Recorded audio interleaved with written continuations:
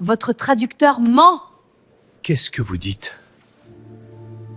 La nuit tombait sur la ville comme un voile de verre sombre, réfléchissant des lumières, qui semblaient lointaines et indifférentes à ce qui allait se produire. À l'intérieur du restaurant Lumen, c'était l'un de ces endroits où le silence avait un prix et où chaque pas résonnait comme s'il était mesuré par une balance invisible. Le sol de marbre poli brillait sous des lustres, dorés qui pendaient du plafond comme des constellations artificielles, tandis que des tables impeccablement alignées attendaient des clients, convaincus de maîtriser leur propre destin.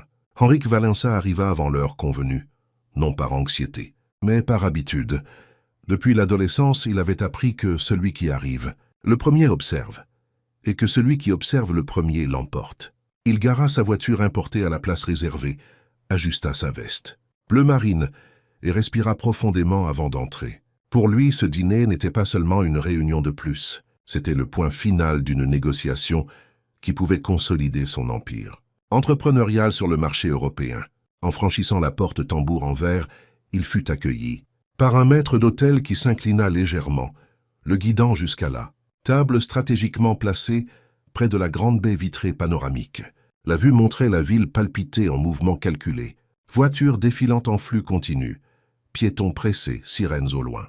Tout semblait suivre un ordre invisible. Henrik s'assit avec une posture impeccable. Il ouvrit sa mallette, en cuir, et relut rapidement le contrat imprimé en allemand. Un document épais qui représentait des mois de négociations, de voyages et de concessions stratégiques.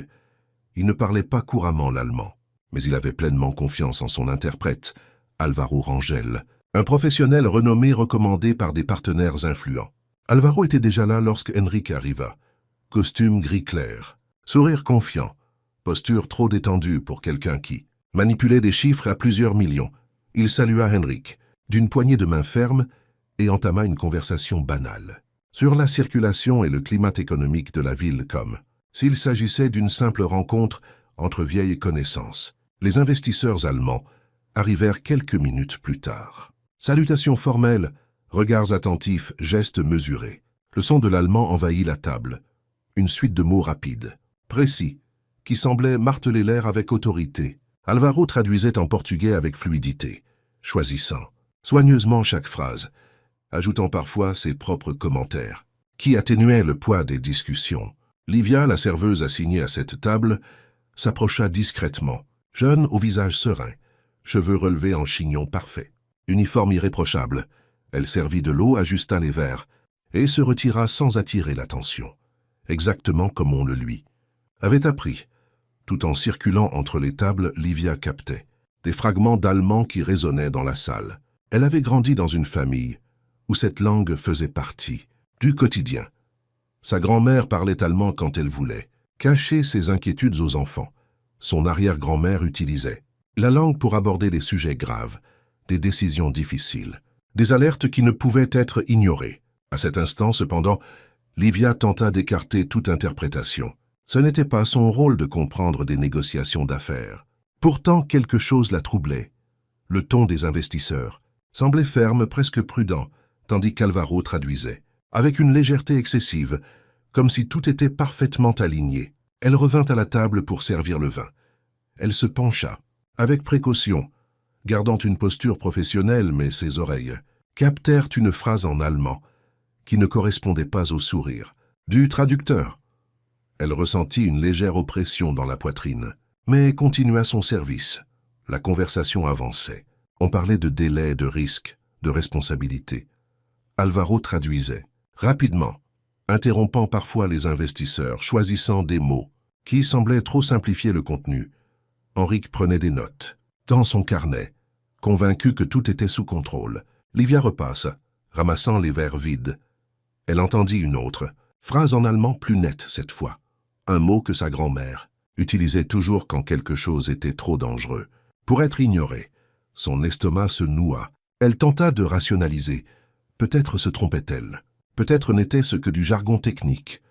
Mais le malaise persistait.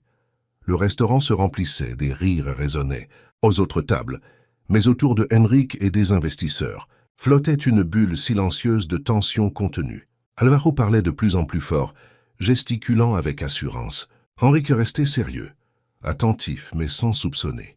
Quand Livia revint servir le café, elle entendit une phrase complète. En allemand.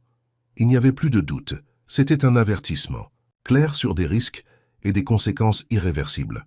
Alvaro le traduisit comme s'il s'agissait d'un simple détail. Administratif. Ce fut à cet instant que Livia sentit le poids de la décision s'abattre sur ses épaules. Elle savait qu'elle n'avait aucune autorité, qu'elle risquait de perdre son emploi, que personne ne la croirait. Mais elle savait aussi que garder le silence serait insupportable. Elle respira profondément. D'Henrique par le côté, se pencha comme pour ramasser quelque, prit son plateau et marcha à nouveau vers la table.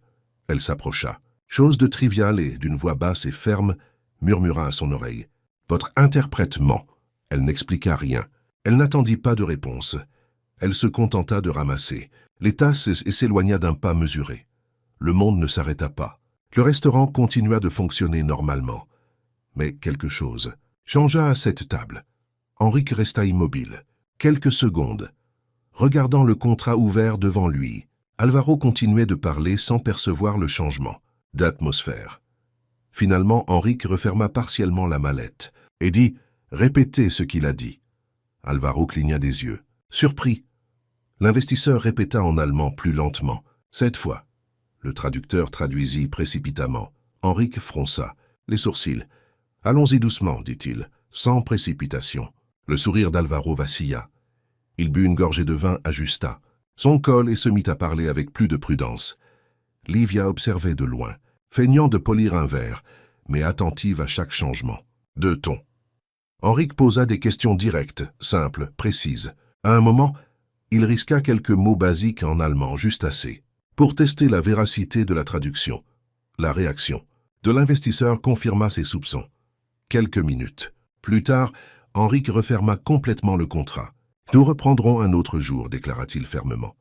Alvaro écarquilla les yeux. « Mais tout est en ordre. Ce ne sont que des formalités maintenant. »« Non », répondit Henrique, « ce n'est pas le cas. » Le silence fut lourd. Les investisseurs échangèrent des regards. Alvaro tenta d'intervenir, mais fut ignoré. Henrique se leva, remercia poliment, et quitta le restaurant sans un regard en arrière. Livia débarrassa la table ensuite. Ses mains tremblaient moins, mais la peur demeurait. Elle savait qu'elle pouvait être licenciée, à tout moment. Le lendemain matin, Henrique arriva tôt au bureau et demanda une analyse indépendante du contrat. 2 jours plus tard, le département juridique confirma. Il y avait une clause, rédigée de manière ingénieuse, qui transférait le pouvoir, décisionnel dans des situations critiques, exactement ce que le traducteur avait atténué à table. La fraude n'était pas évidente, mais elle était réelle. Henrique convoqua Alvaro pour des explications et, parallèlement, lança des investigations discrètes sur ses relations avec les investisseurs. Pendant ce temps, Livia continuait de travailler au restaurant, portant le poids de l'incertitude sur ses épaules. Le 3e soir, Henrique revint. « Au lumen ?» Il s'assit à une table discrète et observa Livia, circuler entre les clients. Rien en elle ne cherchait à se faire remarquer. Et pourtant, c'était elle qui avait vu ce que tous les experts avaient ignoré. Le lendemain, il la fit, appeler pour parler en dehors du restaurant. « Vous n'avez pas d'ennui, dit-il d'emblée. » Livia respira soulagée. Henrique expliqua que l'audit avait tout confirmé. L'interprète avait menti. « Je n'étais pas sûr, répondit-elle. Ça sonnait simplement faux. »« C'était faux, affirma-t-il. Il lui fit alors une proposition. « Je veux vous offrir une opportunité. Dans mon entreprise. Pas comme récompense, mais comme début. Un vrai travail avec études et formation. » Livia hésita.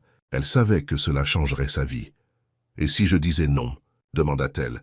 « Vous continuez votre vie, répondit-il, sans pression. » Après quelques secondes, elle accepta. 2 semaines plus tard, Livia commença dans un poste administratif de base, proche du flux de documents. Il n'y eut ni annonce ni favoritisme. Elle travailla dur, étudia les langues formelles le soir et progressa par mérite. Henrique, lui, changea silencieusement. Il se mit à écouter davantage, à se méfier de l'excès d'assurance et à valoriser les voix qui parlaient doucement. Le contrat fut renégocié et signé des semaines plus tard, cette fois dans une totale clarté. Au final, ce ne fut pas seulement un accord qui changea, ce furent des personnes, des perspectives et des habitudes Et la leçon demeura, le danger ne crie. Généralement pas, il murmure. Et parfois, celui qui a le plus à dire est précisément celui qui n'a pas. De place à table. Continuação da tradução. Texto integral preservado.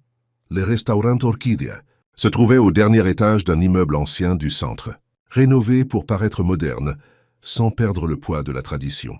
La façade discrète ne laissait rien deviner de ce qu'il y avait à. L'intérieur, marbre clair, panneaux de bois sombre, musique basse. Et un type de service qui faisait sentir les gens importants, même quand ils ne l'étaient pas. Ce soir-là, la salle était pleine, mais la table la plus réservée, près d'une cloison en verre dépoli, restait vide et préparée comme un hôtel. Guilherme Saldanha arriva 20 minutes avant l'heure prévue. C'était une habitude, qu'il conservait depuis l'époque où il ne possédait encore rien. Quand il avait appris